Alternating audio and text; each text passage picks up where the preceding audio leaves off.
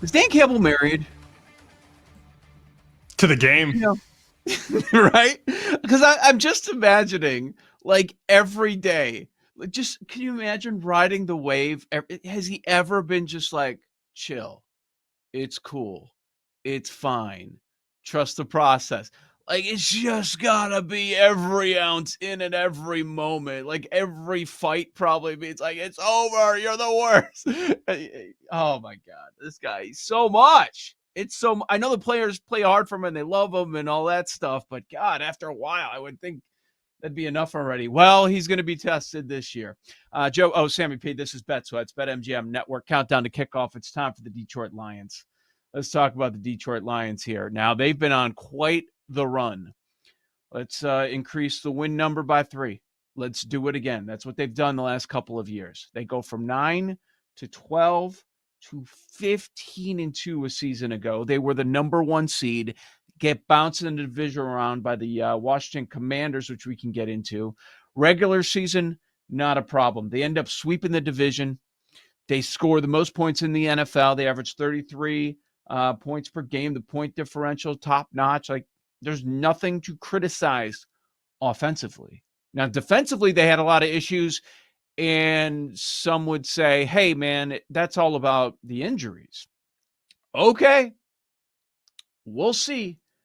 I think it's worth discussing. And Sam, as we start to dive into the Lions here, something I already can't wait for is later on today, whether people are listening, watching live, or checking it out via the podcast, the clips that come out. I'm very much looking forward to all the Lions haters mentions that we're going to be getting. I feel like I've been getting that for years, and I don't know that I am. And people were saying, we're wrong, we're wrong, we're wrong.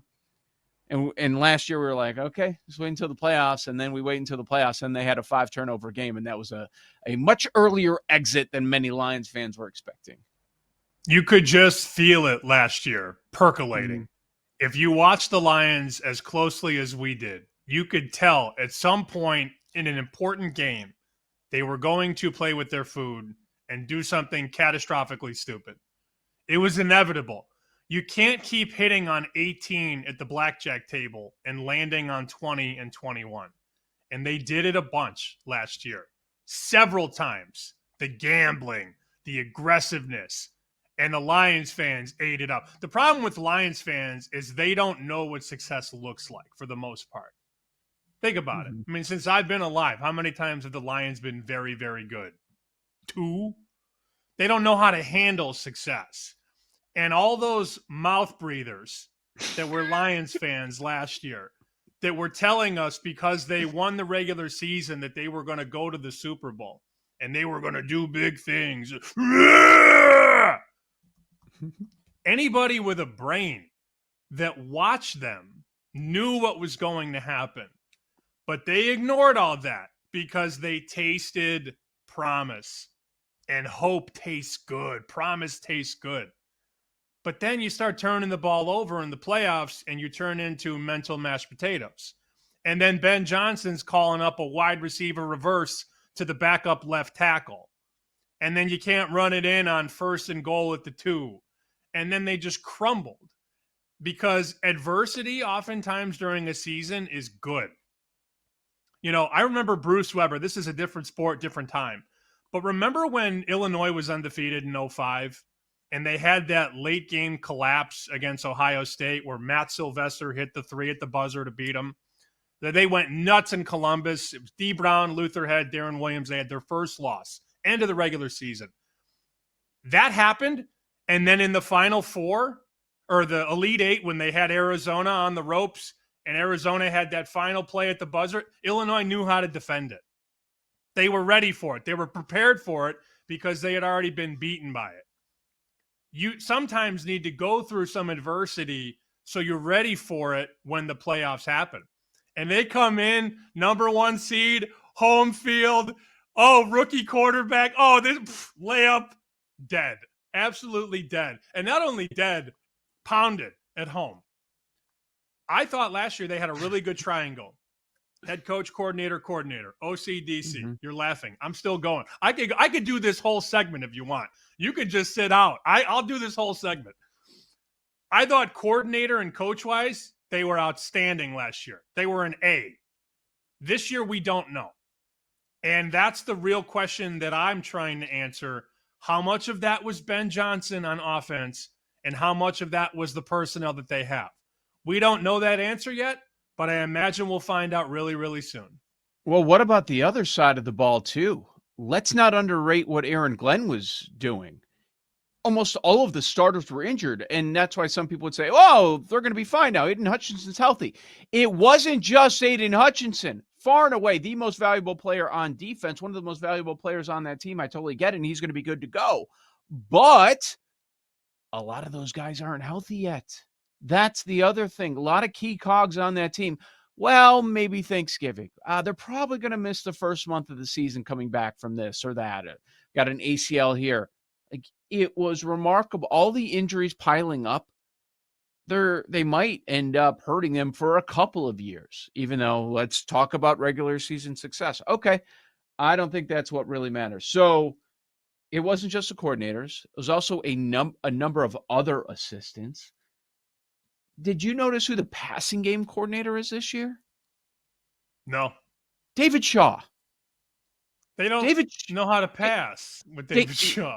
Well, I'm just saying.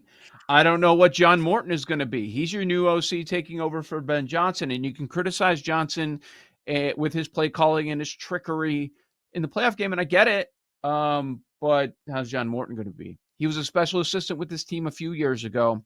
He was a passing game coordinator with Sean Payton in Denver last year. I don't know.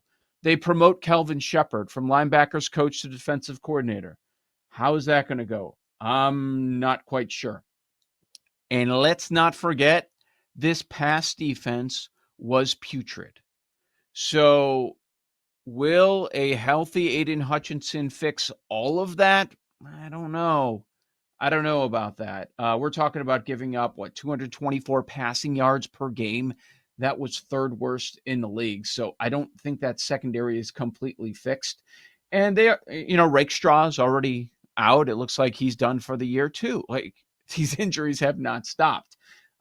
So I have a lot of concerns. Oh, here's another one we almost forgot.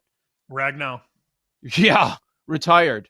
The center, Frank Ragnow, retired. That is a guy, and I know last year, not the same version, of course, but that's a guy over the years with the Lions, when we would see that he was on the injury report, you're looking on Friday. Okay, let's see what Ragnow's status is. He might be worth something, maybe a point to the point spread, something like that.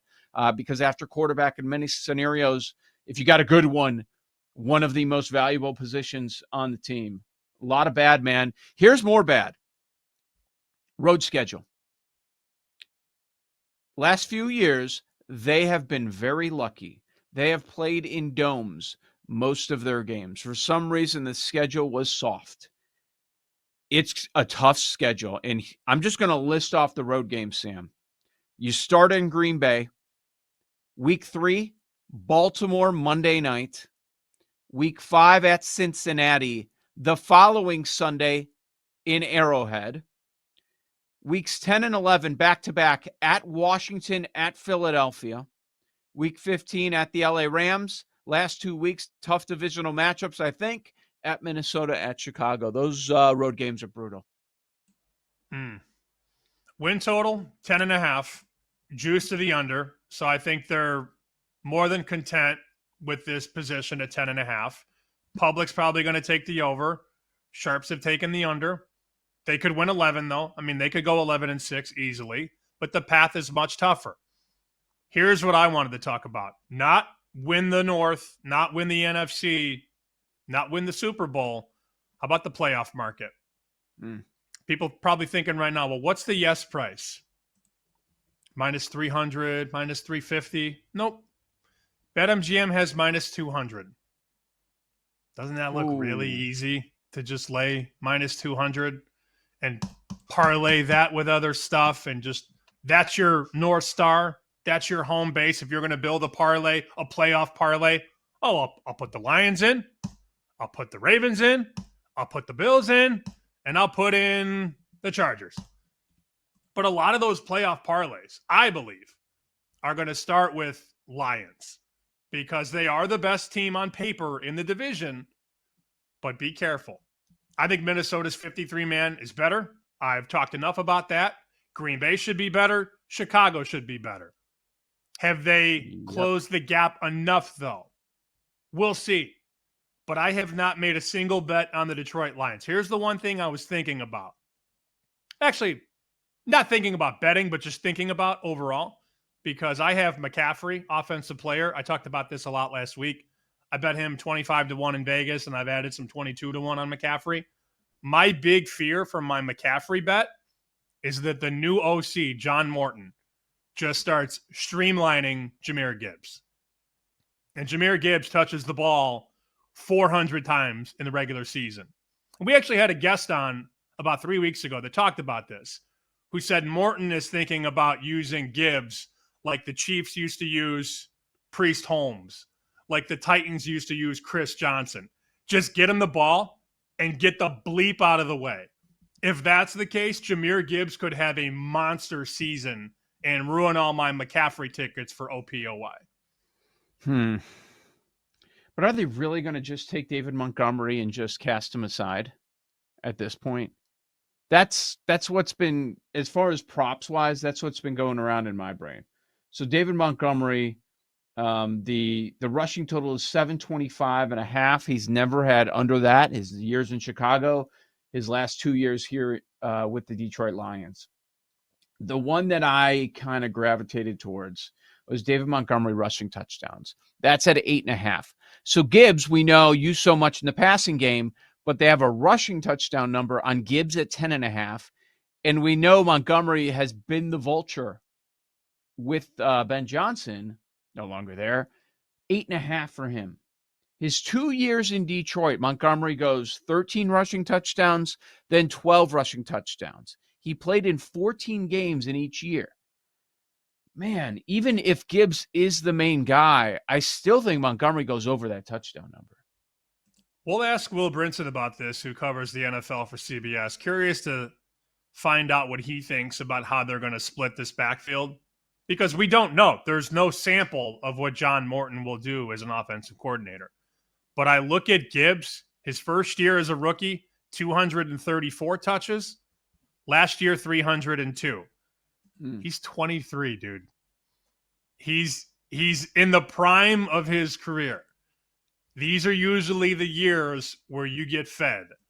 And I tend to think Gibbs is going to have a much bigger year. Call that a gut instinct. But I look at him, OPOY. There's a 13-1 in the market. There's a 12-1 in the market. I see 9-1s in the market. So it's getting bet. No doubt about it. Everybody likes Barkley, although you should have probably bet Barkley last summer, not this summer. But Gibbs is the one guy, I'll just be honest, he scares the hell out of me. He's the guy holding McCaffrey this year. Sonic and Knuckles is dead. Is that what you're telling me? I don't know. I wouldn't think that it's a layup that Montgomery, A, stays on the field, and B, is used as much. But I could be way off on that. The playoff market that you pointed out is really interesting because the Lions used to be in that elite group. Like, we're laying $4, whatever, to make the playoffs, and now it's cut in half down to $2. And then to miss, like, that used to be something that was pretty interesting. But now you look at it, it's plus 165 to miss. I'm not interested in that price. Like, yeah, I'd be willing to have that conversation about the Lions missing the playoffs, but I'm not even getting 2-1 at them in a weaker conference. Like, you look after Philadelphia, where's all the big strength, the killer teams? Like Washington, okay, I want to see it again. Yeah, Detroit, they have a ton of talent, but I'm only getting plus 165 to miss with 7 spots. That's not worth a bet. I'm willing to fade the Lions, whether it's betting on a different team to take the NFC North. We could talk about the win total. I'm fine doing that. But man, 15 wins last year, and now they set it at 10.5. It's the same as Denver. It's the same as the Rams. The market is not high on, even though it's 10.5, the market is down on the Lions.